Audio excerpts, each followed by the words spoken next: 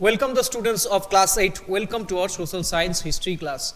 And today in this class we are going to discuss the last subunit of your chapter number 6 from your new NCERT book, and those have old NCERT book they can open. It is the chapter number 7 from your old NCERT book 2. Okay. So quickly open page number 91.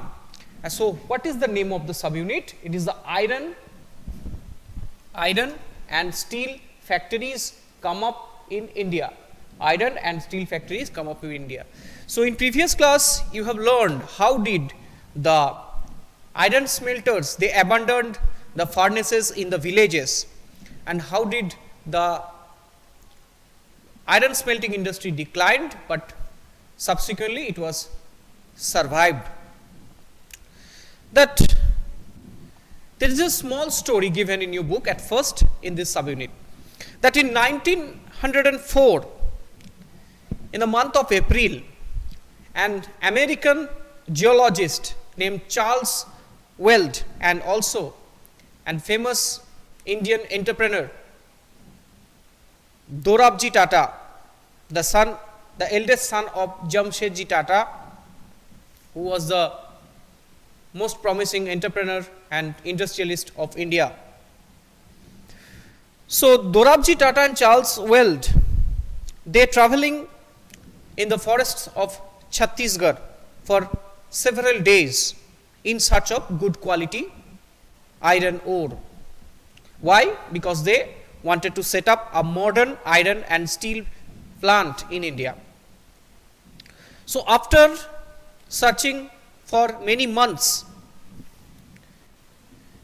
one day, after traveling many hours in the forests, Weld and Dorabji came upon a small village and found a group of men and women carrying basket loads of iron ore.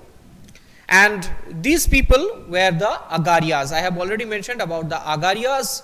Agarias were the iron smelting community at the time. So when they asked these people, they replied, they pointed out to a hill in the distance. And Weld and Dorabji reached that hill after an exhausting trek and through the dense forest of Chhattisgarh.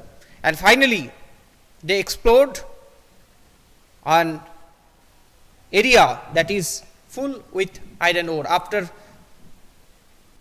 examining, geologist Charles Weld declared that they had at last found what they had been searching for months. And the place is Dalli Rajhara region in Chhattisgarh.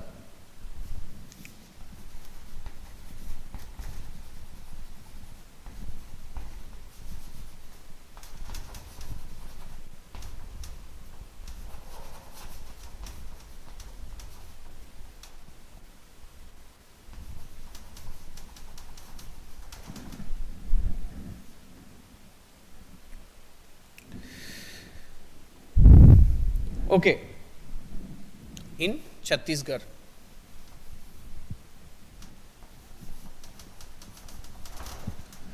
So they found the resources, found the areas from where they can collect the iron ore.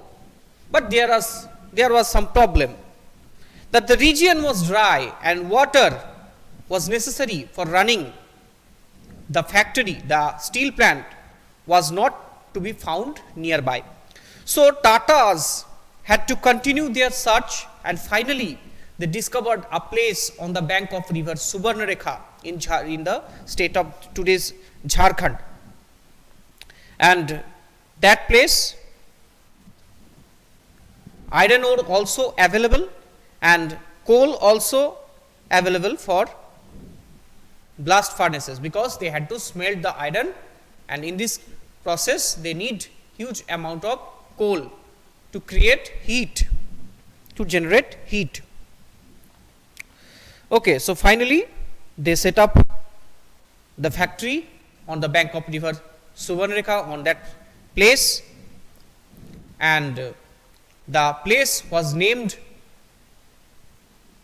after the father of Dorabji Tata, Jamshedji Tata. Okay, the place was named after Jamshedji Tata, and named today it is known as Jamshedpur. And the company was established also to sell those steels, and the name of the company is Tata Iron and Steel Company, or TISCO, established in the bank of River Subarnarekha in Jamshedpur. Okay. And in 1912, this factory started producing good quality of steel. And the place that was discovered by the Agaria, with the help of Agarias, the Weld and Dorabji discovered the Rajhara Hills was later used to supply iron ore for the Viii plant that was established later, and today it was the largest steel plant in modern India. It is situated in Chhattisgarh. Okay. So TISCO was set up at an suitable time when in the 19th century, when India was importing steel from Britain, and expansion of railway had provided a huge market to them. So British experts, they had to believe that good quality of steel could be made in India. So they still rely upon the steel imported from Britain. But in 1914, when First World War was started, then the producers of Britain steel were busy to meet the demands of the war in Europe. So the import also started declining, and Indian Railways now turned towards TISCO for the supply of rails. So as the war prolonged, TISCO had to produce cells and carriage wheels for the tanks. Okay, and by 1990, 90% and 1919, 90% of the steel purchased by the government actually produced in Jamshedpur.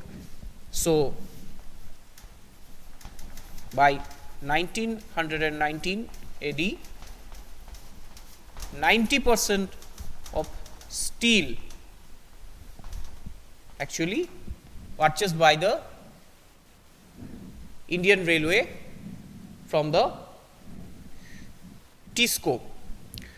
So over the TISCO, so over time, when the production increased and demand also increased, and TISCO became the largest steel producer within the British Empire. Can you imagine that within the British Empire it is a huge place? Australia, the North America and the subcontinents, and in North USA and other, also the part of British Empire at that time, some small countries in Africa and other parts of the world. And within this empire, TISCO became the largest steel producer plant at that time. Okay, so same thing, and the picture is also present in your book in page number 92, figure number 15. You can see that how workers working for the expansion of TISCO plant in Jamshedpur. Okay.